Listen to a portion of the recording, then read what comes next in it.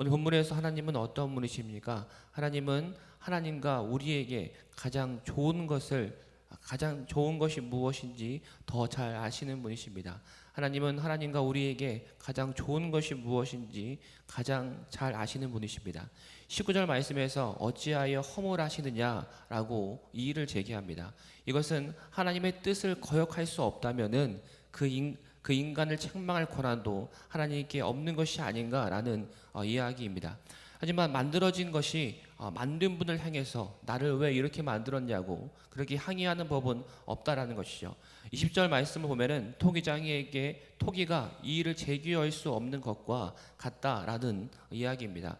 피조물이 창조주보다 지혜롭고 능력이 있다는 말과 같기 때문입니다. 하나님과 피조물 모두에게 가장 좋은 것이 무엇인지 하나님은 가장 잘 아시는 분이십니다. 사람인 내가 아무리 지혜가 있고 많은 것을 알고 있다 할지라도 다른 사람들보다 앞서 있다 하더라도 하나님보다 앞서지는 못하기 때문입니다.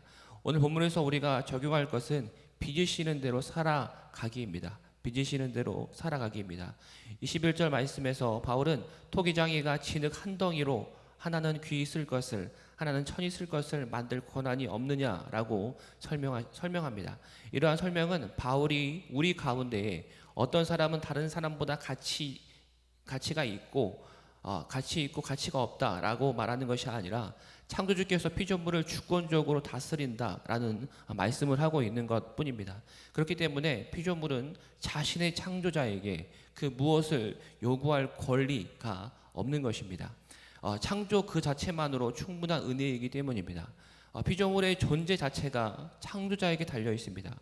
어쩌면 우리에게 이 말씀을 듣고 자유가 없다고 자유롭지 못하다고 생각할 수 있겠지만은 하나님은 나에게 그리고 하나님에게 가장 좋은 것이 무엇인지 잘 아시는 분이시기 때문에 그저 빚으시는 대로 살아가는 것이 하나님께서 나를 빚어 나아가시는 대로 그렇게 순종하는 것이 우리에게 가장 좋은 것임을 우리가 알아야 한다라는 것입니다.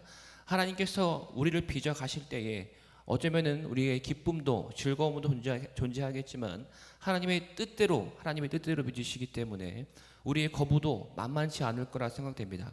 하나님이 우리를 주권적으로 다스릴 때에 우리는 힘겨울 때도 있습니다. 그 말씀에 순종하는 것이 우리의 삶 가운데 힘겨울 때도 있다라는 것입니다. 왜 나에게 이러한 불편하고 감당할 수 없는 일들을 주시는지, 왜 이러한 광야의 시간을 우리에게 허락하시는지 도저히 하나님의 뜻을 알 수도 없고 원망하기도 하는 것이 우리의 모습이고 또한 그 길을 지나 나아갑니다. 하지만 그 길을 우리가 완주했을 때에 하나님의 뜻을 그때서야 우리는 알 수 있습니다. 우리를 왜 이곳에 두었는지, 왜 이러한 길을 걸어 나가게 하시는지, 왜 이렇게 나를 빚어 나아가시는지 그제서야 우리는 알 수 있다는 것입니다.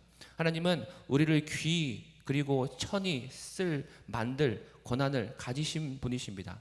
지금 우리의 이 시간은 하나님의 자녀로 빚어 나아가는 우리의 모습임을 기억하는 저와 여러분 되시기를 간절히 소망합니다. 우리의 피조물의 존재 자체가 창조주에게 달려 있습니다. 이러한 우리의 시각을 유지한다면은 우리의 개인의 성취를 자랑하려는 우리의 모습이 아니라 그 유혹 가운데서도 온전히 하나님의 자녀로서 살아갈 수 있음을 믿습니다. 내가 나된 것은 하나님의 은혜이기 때문입니다.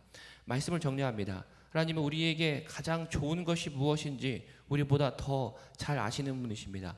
그 하나님께서 우리를 빚어 나아가시는데 왜 나를 이렇게 만들었냐고 우리는 항의합니다. 하지만 우리를 빚어가시는 그 손길 끝에는 온전한 하나님의 자녀로 그 백성으로 살아가게 하기 위한 하나님의 사랑이 있음을 우리는 깨달아야 한다라는 것입니다. 오늘 우리의 존재 자체가 나의 생각과 나의 뜻이 아니라 나를 빚으시고 또한 나를 만드신 창조자이신 하나님께 달려있음을 날마다 기억하며 나의 성취와 나의 어떠함을 다시 한번 내려놓고 다시 한번 그분이 빚어 나아가시는 우리의 삶을 누리며 또한 순종하며 나아가는 오늘도 주님의 자녀로 살아가는 오늘의 삶 되기를 간절히 소망합니다.